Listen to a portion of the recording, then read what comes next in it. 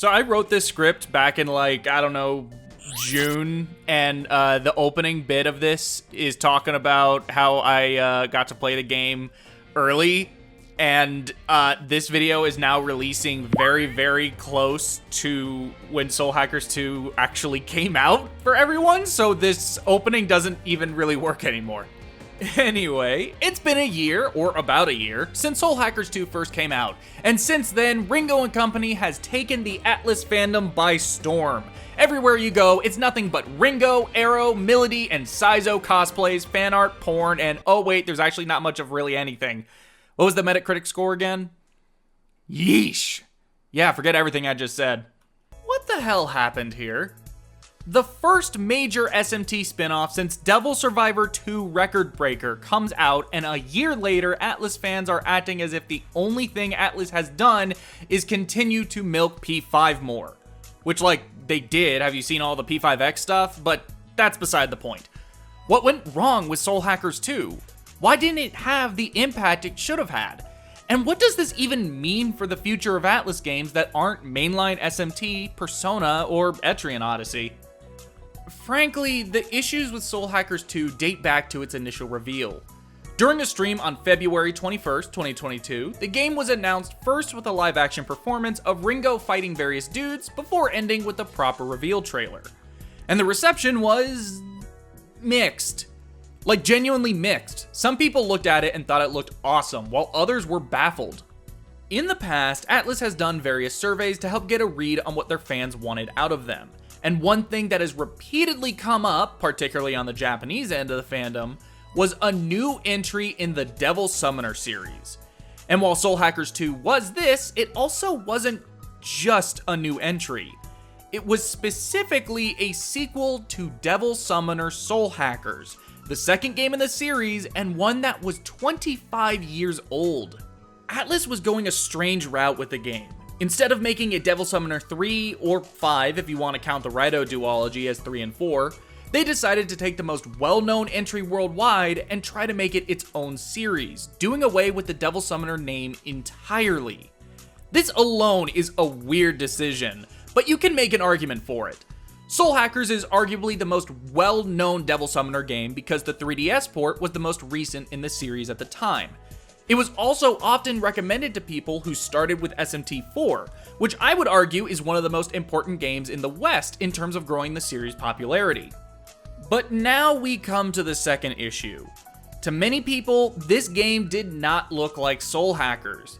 The original went for a 90s cyberpunk look. There were lots of dark blues and blacks being interrupted by bright neon colors. Everyone wore leather and used cool sci-fi technology that was distinctly 90s futurism. The game had a dark edge to it that made it cool to look at. Soul Hackers 2, on the other hand, was extremely colorful. It still featured dark blues and blacks being broken up by neon, but there was way more neon than there was dark. The characters dressed less like punks and more like gangster-themed VTubers. Personally, I didn't mind what Soul Hackers 2 was going for. To me, it was going for a modern-day equivalent of what the original did. The first game was 90s anime cyberpunk as hell, while the sequel was distinctly current. However, with changing times come changing tastes. What was popular then won't be popular now. Yet for some people, if you were going to make a sequel to Soul Hackers, they wanted more of that game's take on the genre. Now, when you compare the first game to its contemporaries, it honestly wasn't doing that much new in the style department. Compare it to Ghost in the Shell and Akira. It was its own take, for sure, but it still fit within the trends of the time, i.e. doing Blade Runner but Japanese. However, it's been 25 years, and unlike most of the media that came out back then, Soul Hackers is still talked about and discovered by dedicated fans of Atlus to this day. To them, the game was one of the most stylistically unique games Atlus has ever made, because they quite literally never made a game like this again. In my opinion, many don't really think about it in the context of its release, but rather they think about it in the context of Atlus and Megaten as a whole. Whether it was unique back then doesn't really matter. So to see a game come along calling itself Soul Hackers 2, it's not surprising that some people would be picky about how it looks. This isn't even mentioning how important it is to modern-day Atlus for all of their games to be stylish and what that even means for everything they release. Let's move on to when the game finally came out. What did people think now that they finally got their hands on it? Well, I was actually lucky enough to have gotten a review code for the game, and I got to experience it with little to no outside influences. If you want to hear the specifics of what I thought, you'll have to go watch my review. But in short, I liked it. I thought it was a fun game that had a lot of issues that need to be ironed out in order for it to truly reach the potential I could tell it had. My biggest problems at the time were the slow start, the large amount of talking, the abysmal lack of varied dungeon aesthetics, the awkward camera, the strange movement, and the overall speed of battle. However, I found it to be a game that got better the more I played. I thought the Sabbath combat system was a lot of fun, it just took a long time for it to get to that point. While I didn't care much for the story, I actually liked the characters quite a bit, but I didn't love them. As time has gone on though, I've actually grown to love these guys, especially Ringo. She's easily up there as one of the best protagonists in the series and potentially my new favorite female character in Mega 10. I think a large part of what made this party so interesting was the fact that they were all adults dealing with adult problems. Many people have criticized Atlus in the past for focusing almost exclusively on teenage casts, while only occasionally focusing on adults. Soul Hacker 2's main party feels refreshing in this sense, and if there's one thing I've seen people across the board agree that this game did right, it was Ringo, Arrow, Melody, and Saizo. But much like how my opinion of the cast has changed over time, my opinion about other aspects of the game has changed too. At the time, I found the dungeon layouts to be really simple, but they were still fun enough to fill out the map. While I still get enjoyment out of completing the map, I now think the simplistic level design is one of the biggest issues with the game, paired with, again, the abysmally small number of dungeon aesthetics. And that leads me to another issue more and more people have with the game since it was released. There are only a handful of areas you can go to, leading to the game feeling almost like a budget title. It's because of this lack of area variety that many people also take issue with the game's soundtrack. While I actually really like the music, you keep hearing the same handful of songs over and over and over again, because there's only so many places to visit. While I didn't take issue with it, I know a lot of people did. It doesn't matter how good a song is, most people aren't going to care for it once they've heard it for the 20th time in the last hour. One of the things Soul Hackers 2 did differently was tying the unlocking of certain character-specific skills to the Soul Matrix, which was a dungeon in of itself that many people have heavily criticized due to its level design and boring aesthetic.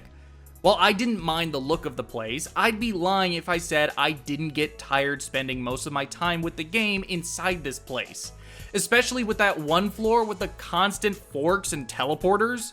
Another thing people dislike is the Sabbath system, which had you hitting enemy weaknesses so you could stack more and more demons for a giant attack at the end of your turn.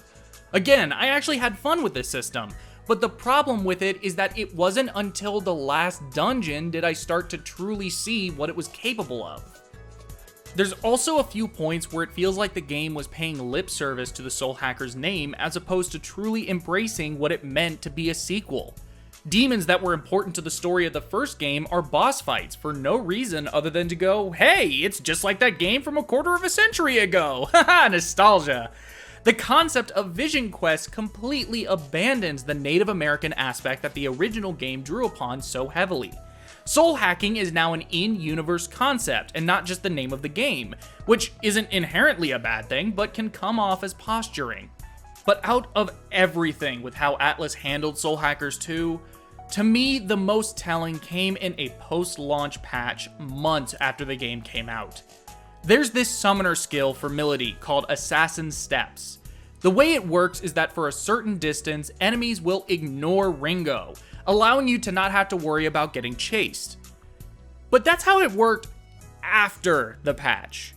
Before the patch, it actually increased your movement speed. Both sound useful, but why was this skill changed as opposed to simply making a new one? Because the patch that changed its function came with the addition of a sprint button. Why make a skill increase your speed if you're just going to add a sprint later down the line and change what the skill does. To be honest, I can't say for certain why this decision was made, but I can't help but arrive at one single conclusion over and over again. Atlus did not know what they wanted Soul Hackers 2 to be.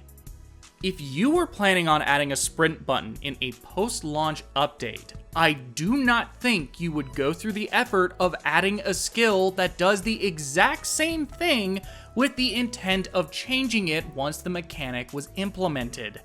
This patch also didn't come out a week later or anything.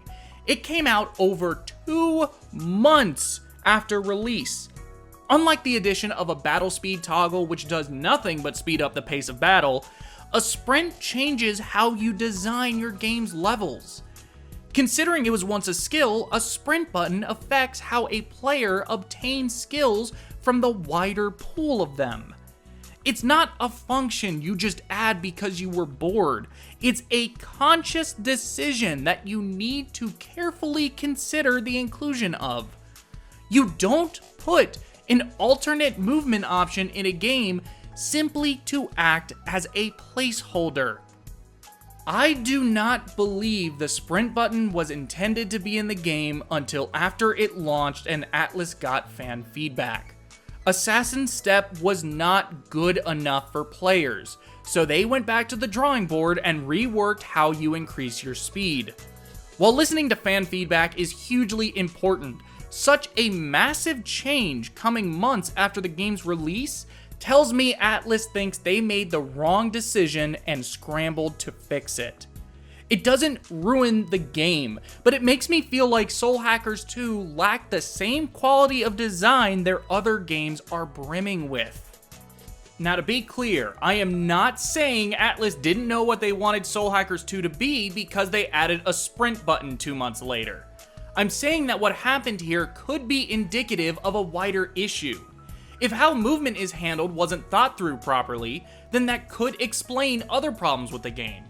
Even if this is the only confirmed instance of Atlus admitting something should have been done differently, I can't help but feel the people in charge of the project didn't have a clear enough vision when combined with the other problems I and other people have. It's also worth keeping in mind that I'm just some dumb YouTuber. I have never made a game before and I don't know what happened during development. This is just the impression I get based on everything I've seen. I could be totally wrong about everything I've said here today. This video does not exist to act as a definitive answer.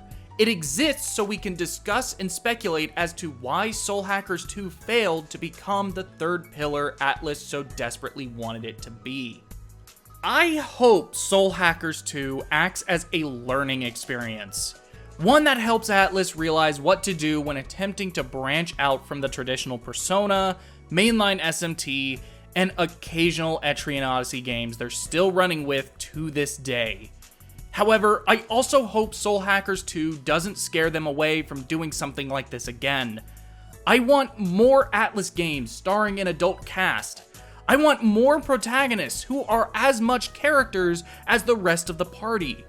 I want more Atlus games that aren't just doing the same thing we've gotten for the last decade. I don't want Atlus to just double down on milking Persona in favor of revivals of old IP or new and original ideas. In other words, I want Devil Survivor 3 and Raito 3. Why do you guys think Soul Hackers 2 failed, and what could Atlus learn from it? Heck, do you even think it failed at all?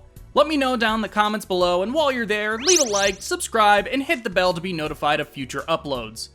I also just overhauled my Patreon, and now everyone gets the same rewards at whatever price they feel is appropriate, whether it be $1 or $10. You'll get behind-the-scenes updates, 24-hour early access to new videos, and your name in the end card. I've been Macca, and I just proved to myself I can make a new video a week throughout a 4-week month. The things you can do when you quit your job due to an increasingly toxic workplace and you end up with a lot more free time.